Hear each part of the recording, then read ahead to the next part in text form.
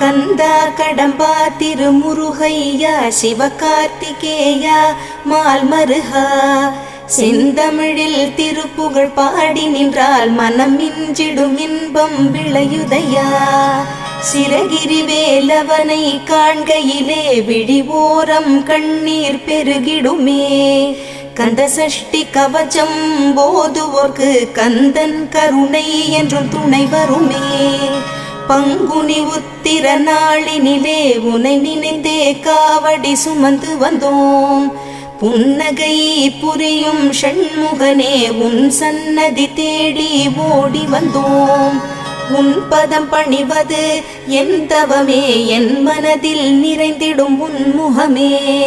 ஷண்முக பிரிய குஹ குரு சரவணனே வந்தே இன்னருளை தர வேண்டும்.